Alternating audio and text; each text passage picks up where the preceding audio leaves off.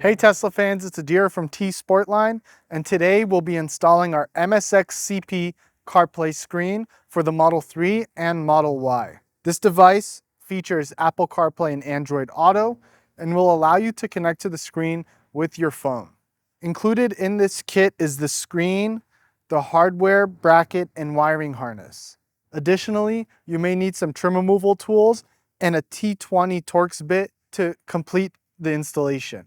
We recommend purchasing our optional toolkit with the screen, which will have all of the tools needed in order to complete this job. Starting with the tools, we'll need a small Phillips, some basic trim removal tools, and a T20 bit for the Austin Model Y. We also have our wiring harness here, which is made for both the AMD and Intel Model 3 and Y, so we only need one harness for either car.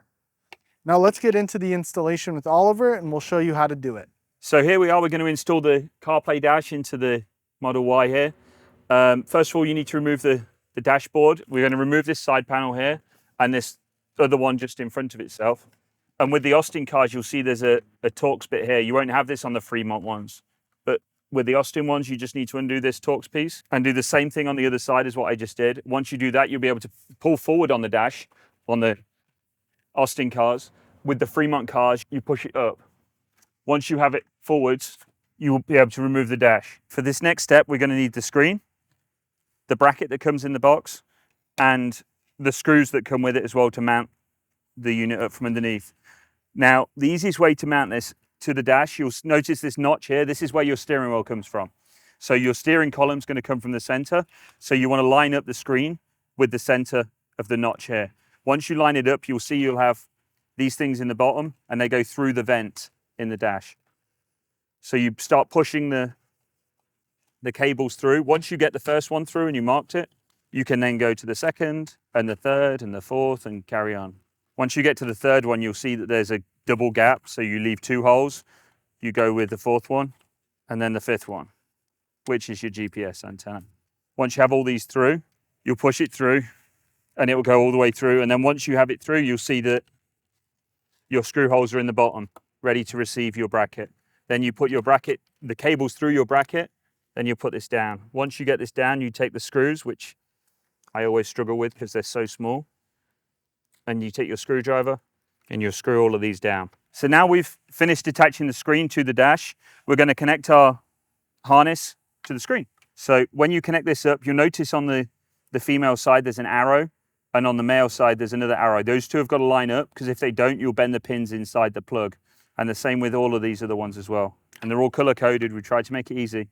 Once you do these three, there will be another one that we're going to put on, which is going to be the GPS antenna. You do need this for the CarPlay, but we're going to stick this down in the car first and then we'll connect this up. As you can see, we have the dashboard here. I've just plugged the GPS into the gold plug here. That just plugs in with a little tiny click. With the GPS, we drop it up behind the dash up here. It's kept out the way of the airwave and the AC and all of that sort of stuff. And with this, you want the cables to come down the back side of the dash, out the way, and out the end here. Bear in mind, you have all of these metal clips here. All of these metal clips will take one of these other plastic clips, which will receive into itself. So keep it out of the way of itself, okay? And then lift the dash down and slide it forwards. Once it's slid forwards, you'll just be left with this cable hanging out the other side. So the next thing we're going to do, we're going to put back the dash. So we're going to put back that Torx 20 in the top, screw that back in, and do the same thing on the other side. Then we're just left with this one cable chilling out here. So with this, we're going to run it down to the kick panel down here. And to do that, we're going to need to pull this seal out and take this clip out right here. Once you remove the clip, you can pull this seal up all the way across, lift this whole thing out, this whole seal trim. Once this seal trim's out the way, you'll find there'll be another clip down here. You pop this one out too, which will expose this plug down here that you're going to want to plug your cable into. The other end doesn't have anything else plugged into it. This will just gives Tesla the option to plug their stuff into it to access the data for the car or whatever like that, so they don't have to unplug your dash.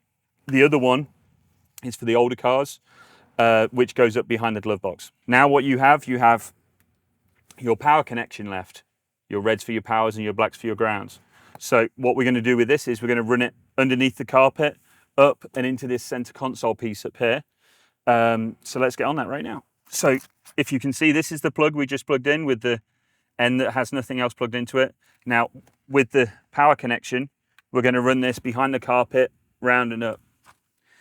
So first things first, we'll take out the side trim up here, put this off to one side. And now this carpeted panel here can come down. The only way that I found out how to make this long enough to plug in is to go right down the bottom and underneath this front edge a little bit. Otherwise it's a little bit too short. Even there's another clip down here. If you pop this clip out, it gives you that little bit extra couple of inches to make sure you make it up to the power connection. Once you've got it that far, replace the carpet back up, out the way, tuck your remaining cables back up. So now what we need to do is you need to take a better pry bar and you're going to go in here and you're going to pop this panel out. I did it just to make it easier for the video. So what you need to do is you tuck in at the top and you pop this out here, and then you'll find you'll have 3 clips on the top and 2 on the bottom. And then on the back of this, there's a plug. I'll show you right now. There's a plug with a little clip. You pop this forward and pull it out, and then it will just come straight out of the back side of the plug. Now with this power cable here, this one comes up here. This is really awkward doing it in the position I'm in. Comes up here and out the hole. Okay.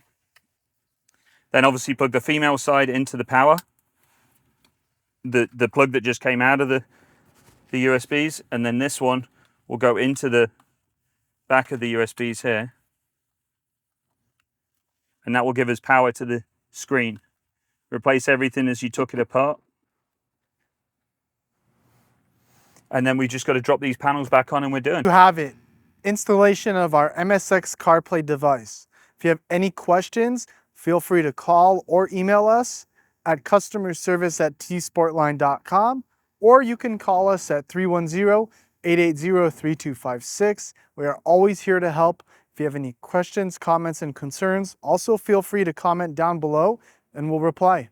Thank you and have a great day.